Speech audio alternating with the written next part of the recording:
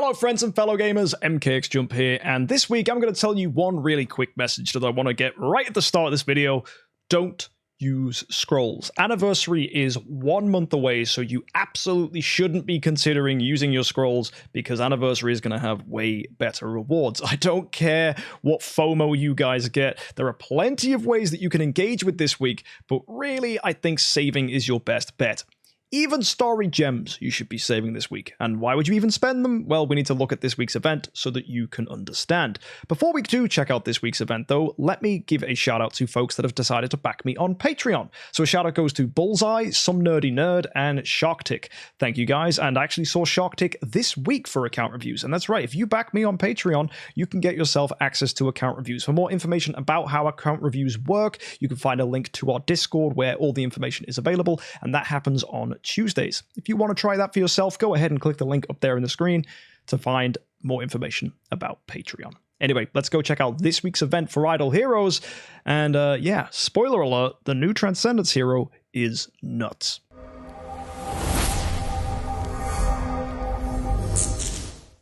So, every day for logging in, we're getting ourselves 3 heroic summon scrolls and 150 gems. Save those scrolls for Anniversary, and actually save those gems for Anniversary too, because Anniversary will use gems and scrolls. So, it's actually pretty good. We can just use this week to stockpile resources.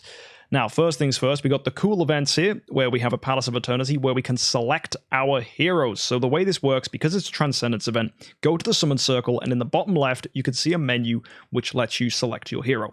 Now, because a lot of you aren't going to be using your scrolls this week, you're not really going to go for a hero you want to chase. There's 2 fantastic options for this. Either go to your hero copies, look at your shards, and search for someone you have a lot of copies of. So, for example, I have a lot of pennies. I have 17. Go ahead and select a hero like that, and then pull them from your bag. The reason we do that is because of something called the Hero Lottery. Every time you get a copy of your selected hero, you get 4-star armor. You can use that armor to help you with hero resonance, or just to improve the general power of your team if you're brand new and you don't have any 4-star armor. So that's potentially something you guys can do. As well, the other option is because you actually want to swap in the Palace of Eternity with older copies of heroes. Any of the 5 heroes you can see here on the screen can be swapped to a hero of your choosing in the Palace of Eternity by using 10 crystals. So what I'm going to do is I'm going to select Geester because I think he is a fantastic new hero and I want to get a lot of copies of him. So absolutely, I'm going to be adding him as my selected hero for this week. Geester, pretty cool. So if I need to swap for that, I've got the Eternity Crystals, and I can grab some of the Urania copies from my bag to swap them into Geester. So that's good. If you want to know how to get some of those crystals for yourself, because maybe you don't have a lot, every time you do 400 heroic summon scrolls, which you shouldn't be doing because you're saving for Anniversary, you will get yourself 5 eternal crystals. If you want to boost yourself to get 15 plus the bonus 5, you can go ahead and go to the value packages and you can buy this key. But why would you? Because you're not using scrolls this week, so you don't need these rewards because it's Anniversary. Don't use your scrolls. Anniversary is in a month's time. Save. If I haven't made the point clear enough at this point, that part of the event over there, the summon prices, doesn't matter. I don't care if you can do it.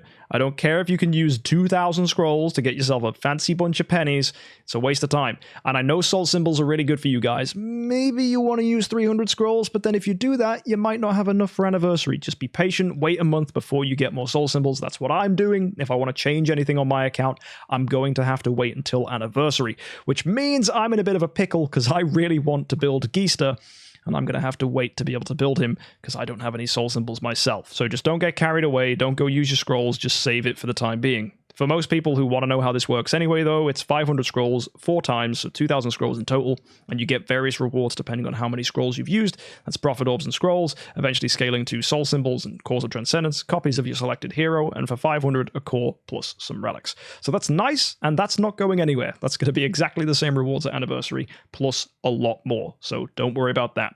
Now, the Hero Exchange event, this is really good. It's a way to get yourself a copy of Elena, which is very, very nice. You can grab Jara as well. She's one of the available heroes. I'll grab her too, but that's just because I've got an insane number of altar stones, so that's totally fine for me. And that's it for basic stuff. There's nothing too crazy here. This particular page is not going to be grabbing your attention this week. However, the Space Drift will. This is pretty much where the big rewards are coming this week. Anytime you complete any of the objectives here, you're going to get yourself a mutated mushroom. And these mutated mushrooms can be spent in this store to get some absolutely nutty rewards. 120, for example, will get you an essence sublimation chest. Now, looking at this, there are several ways to obtain them. The main way that people are going to get them this week is either from using scrolls, because they're silly, or by using money. Every dollar you spend gets you one of these mutated mushrooms.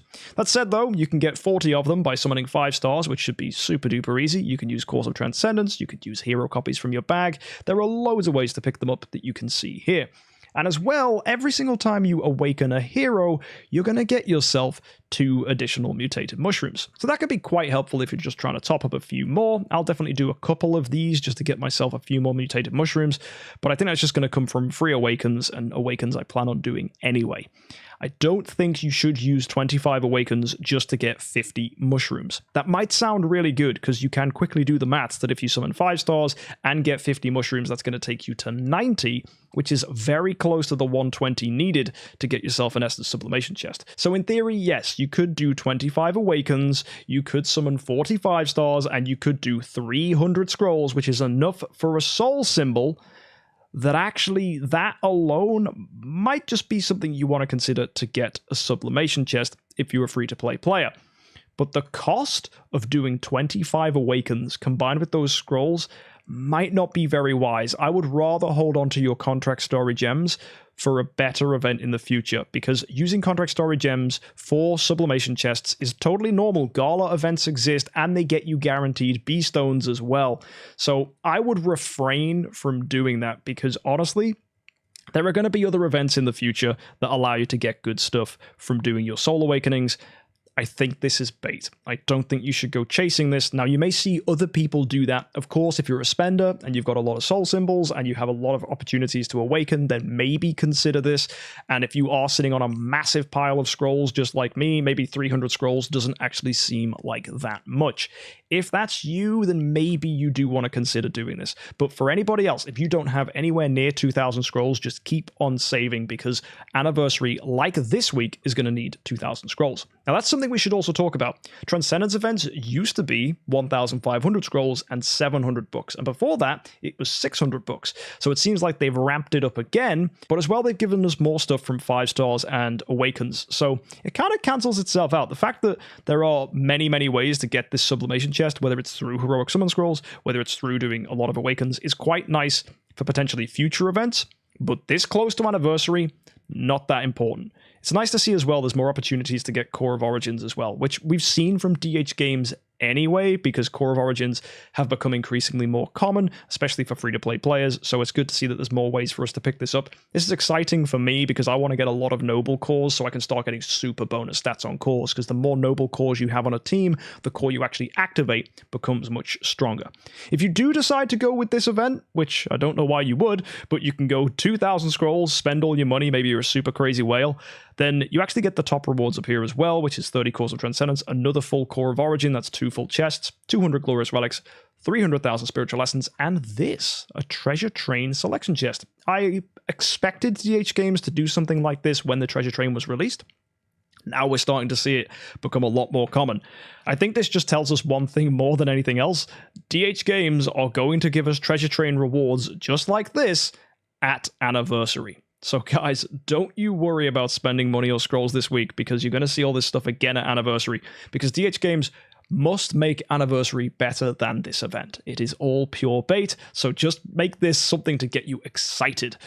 Now, let's look at some more stuff. If you find a friend who has Geester and Azrael, or Bloodtide Queen Urania, or Doom Terminator Vulcan, Elena, and Hyperspace Hunter Ailamak, if you fight that friend, you get rewards depending on who is in that team with Geester.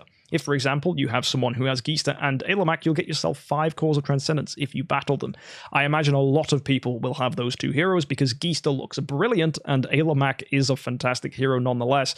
So yeah, you're going to hopefully find some people on your teams and friend lists that can do this. As well, Barry should put a video out which is like, look, get 5 free cores. If you click on that video, that's also going to allow you to know what Barry's code is, and he will accept you as a friend so you can fight Barry's team. So that's pretty cool. If you ever see Barry upload on YouTube this week, week, one of his videos will be to do with that.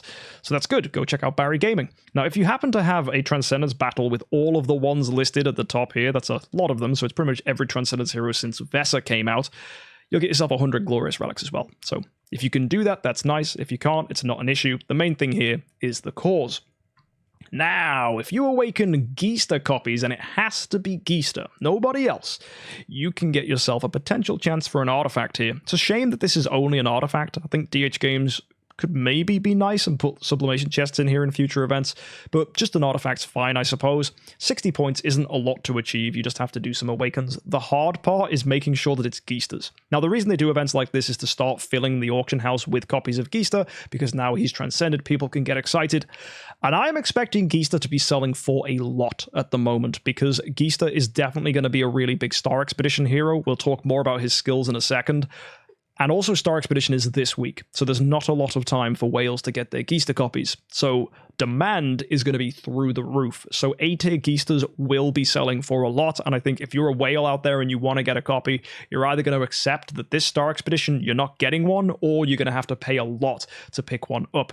It's up to you whether spending lots of money on Starry Gems is something you can afford as a whale, just for a little bit of FOMO. But, I mean, I know what some of you whales are like, and money is no object when fear of missing out gets involved. And finally, if you're a spender, we have a really good relay this week. This is giving gems and heroic summon scrolls, it's giving the chance for cores as well, and progressively as you spend, you just get more and more value, and there's tons of things to grab. I really like that here, if you go all the way, you're getting loads of cores, loads of gems, and then almost workshop essence. That's fantastic. I really, really need this on my account.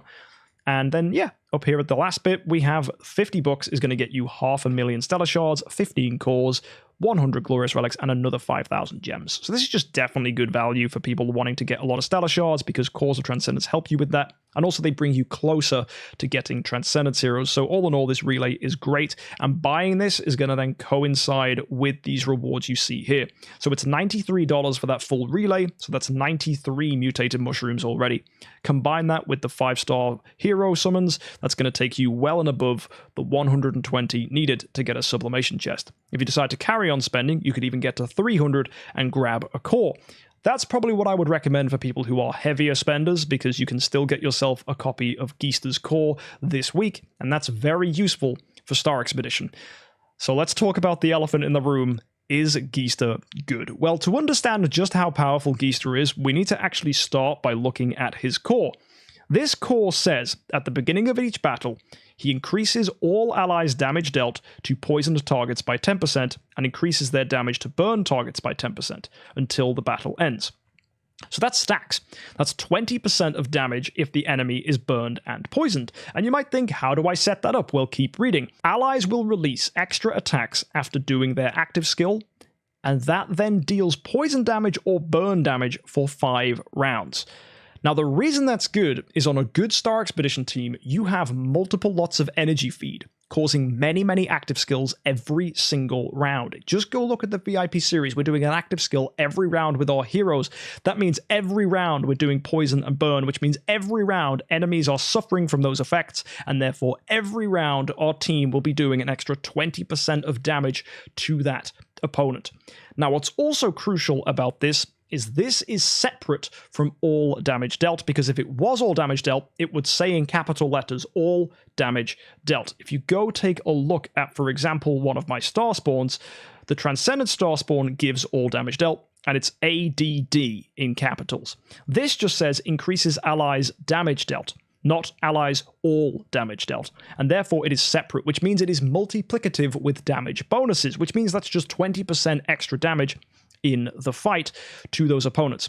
We did some calculations on stream to see what would happen if it was all damage dealt, and it's not as impactful as you'd see. Because if you go ahead and fully upgrade this core, by the way, I'm talking you've got a bunch of noble cores alongside it, you can eventually take it to level 8, which becomes 30% increased damage from both sources, so 60% all damage bonuses, which is crazy. Now, if that was all damage dealt, in effect, when you've maxed precision and you gain all the other all damage dealt bonuses in the fight, a Transcendence hero has 125% all damage dealt, which means an additional 60 on top of that actually doesn't give you quite as much damage as you'd think, because you have 100 damage dealt anyway, because that's your baseline, plus the 125%, that actually it's only giving you about 26.7% extra effective damage from the neutral which you've created by not having this, so the new neutral.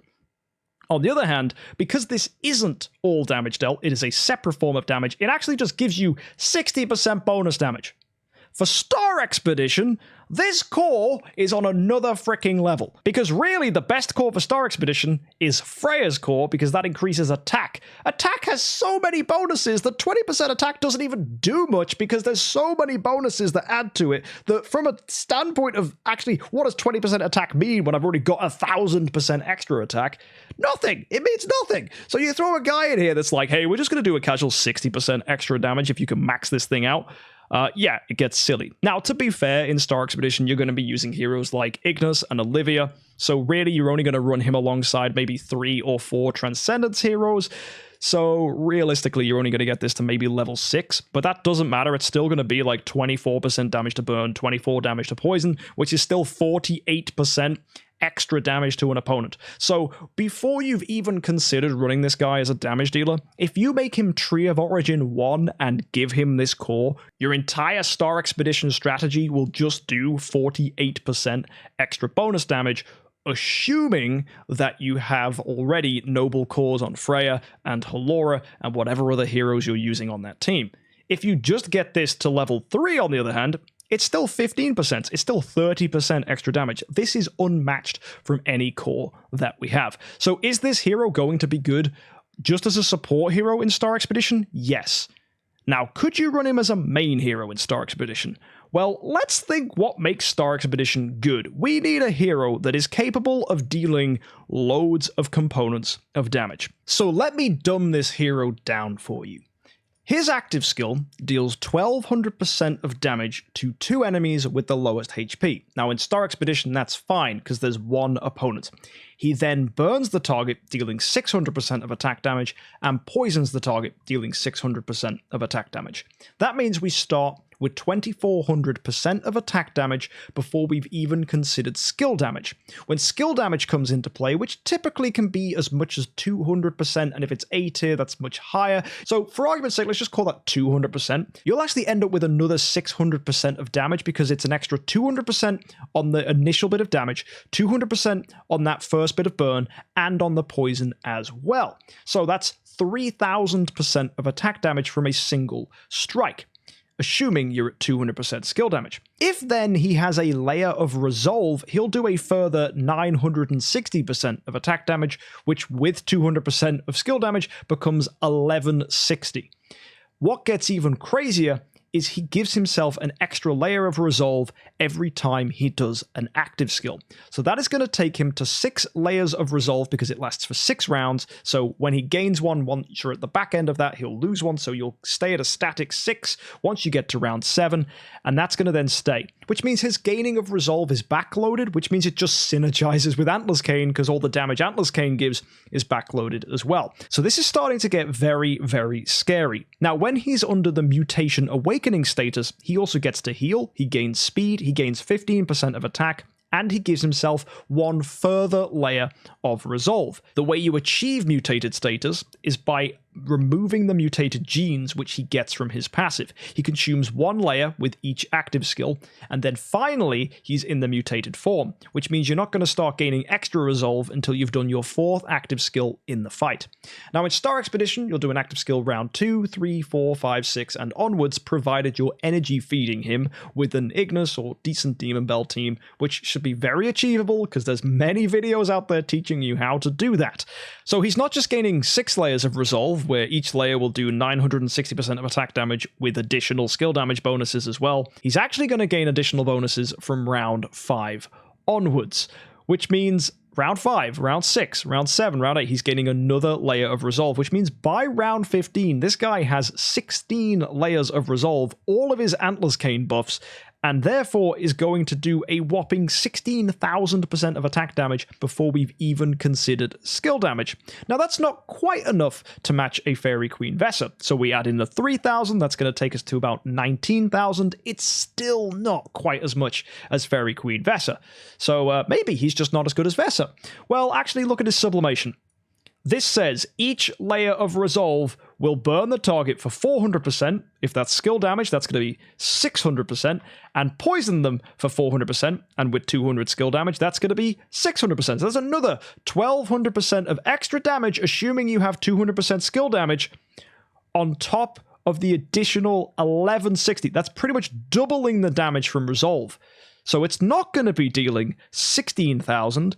It could be dealing as much as 35,000% of damage, plus the 3,000 here. So you could potentially, with even a little bit more skill damage, achieve 40,000% of damage on this hero. Vesa does not even come close.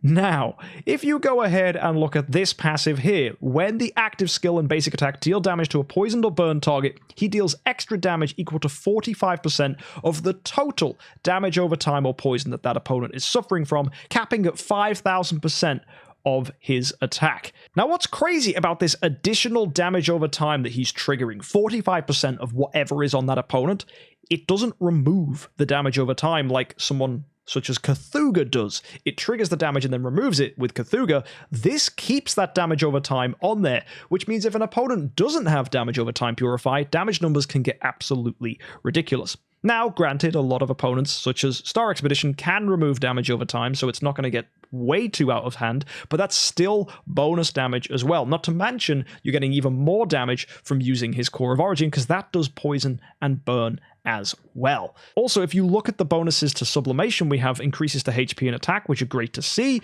He heals himself when he drops below half health, which is just like Vesa. And then additionally, he increases the damage over time by 12% that he's capable of doing. So that's just a 12% damage bonus that he just puts on himself. And that caps at 8,000% of his attack. All of that combined can easily achieve 50,000% of attack damage from this guy. Now, the crazy thing is, a lot of that's going to be damage over time, but some of that is going to be critable. The critable damage could get really scary, and this means that this guy could potentially match Fairy Queen Vesa in damage. The one key thing is all of Fairy Queen Vesa's damage crits. Not all of this guy's damage does, because it is damage over time, but there is a very, very strong potential that Mutated Fungus Geester will rival Fairy Queen Vesa. In fact, he could even beat her. He could even maybe do more damage than Lord of Fear Aspen. That's terrifying. And if he doesn't, who cares? Because his core is going to make him a bonkers support hero in Star Expedition anyway. Now, the other thing to discuss is multiple strategies that you can do with this guy are not limited to him being a support or a main damage dealer. There's also a strategy in Star Expedition where you could just run him as your highest attack hero, meaning he'll get energy stolen. That's going to mean your other main hero, such as Lord of Fear Aspen or Fairy Queen Vesa, isn't going to get energy stolen, which means you don't even have to run Ignis on that team. You can just have a team where you have Demon Bell energy feed. That's going to save you a slot, meaning you could run another Transcendence hero on that team, meaning potential opportunities for more noble cause. That also means, in theory, you could have an A-tier giant killer version of this guy alongside a different giant killer hero for insanely high damage. The one weakness that Mutated Fungus Geester has that other Star Expedition heroes don't is he only heals himself. If you use Lord of Fear Aspen, what makes him good for survivability is that he's able to steal your opponent's attack. In Vesa's case, she gives your team shields and she heals you. Geester only heals himself. He only cares about himself, and he doesn't steal the attack of the opponent. In fact, he doesn't do anything to the opponent. There's no crowd control, there's no disruption. This guy is just pure unga bunga damage and damage over time. The one problem with that, then, is if you don't have a massive treasure train with tons and tons of HP, you might find you don't have enough survivability, and your Olivia that you might be using in Star Expedition, or your other support heroes that are not transcendent, will be dying, and that could be a potential problem. So if you have a low treasure train, you don't need to worry about building this guy to Tree of Origin 5 and making him huge. All you have to worry about is giving this guy a core and using him as a support. But if you do have a massive treasure train, then you want to get an A tier copy of this guy immediately, because there's a very strong chance he will be the new best damage dealer for Star Expedition. And if he isn't, you can still run him as the highest attack to support the hero who is the best damage dealer, because he doesn't care, because his basic attack still does a ton of damage, burns, and poisons based on that damage dealt. So that's going to actually trigger with crit damage as well, and all the bonuses you get off Antler's Cane and other such things. So this hero is absolutely terrifying. Now, you might be wondering who his tenants are. That's a perfectly reasonable thing to discuss real quick, so let's go take a look at those. And it seems DH Games have been smart. You might look at this and want to physically throw up because there's 2 assassins in here, and then you've got Lord of Death Azrael, which despite being an assassin, it doesn't matter because he's a transcendence hero, so the normal scaling of assassins being low, it's actually only true for heroes that aren't transcendence. Each transcendence hero has their own unique scaling as a tenant. But either way, Azrael is disgusting because no one is going ahead and building him unless they're just doing it for fun. But Elena's fantastic. Really, really fantastic. That said, though, you've got to go ahead and build a Lord of Death Azrael just to be able to run this guy and these other heroes as well. It's not ideal. What people expected was Mystic Fairy Freya and Fairy Queen Vesa to be his tenants, because that's kind of what they've done with the other heroes we've had. They've done the heroes that were previously in the same faction. That said, though, not putting Fairy Queen Vesa or Mystic Fairy Freya in here is actually pretty good for Star Expedition. A lot of people like to make Fairy Queen Vesa their main damage dealer, so it would be annoying if he needed her as a tenant. The same goes for Mystic Fairy Freya. A lot of people like to put her in a home too because it improves her speed, which can be one of the big weaknesses of Mystic Fairy Freya. So it's actually nice to see that they haven't made them the tenants for him, so if you did want to run him alongside your main damage dealer, then you'd actually have a pretty good time, because the Fairy Queen Vesa, for example, that you wanted to run as a giant killer hero wouldn't be getting punished. So yes, this brand new hero is going to be totally busted in Star Expedition, whether it's just because of his core or if you decide to run him as a damage dealer as well. Just bear in mind, damage over time doesn't crit, so there is that to worry about. But even then, there's still so many damage components that I think he is easily going to potentially rival, if not out-damage, Vesa. Bear in mind, as I said, he doesn't have any survivability, so that could be an issue for you, but don't worry, all you really need in that case is his core to support. If you don't care about Star Expedition, that's great, because a lot of people actually get really worried that a Transcendence hero is going to change the meta. So obviously, this guy will change the meta, but only if you care about Star Expedition, which for many of you at home is not a worry or concern at all. You're just worried about making progress in Void Campaign.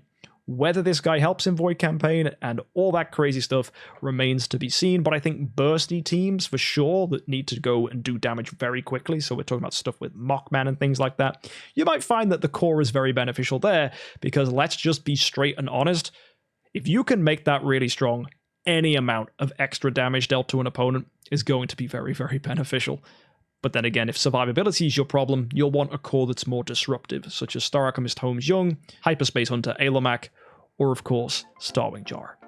Hopefully you found something informative. Good luck this week. Don't forget to save for anniversary. And of course, subscribe so you can catch more event reviews. Until next time, have a good week, and happy idling.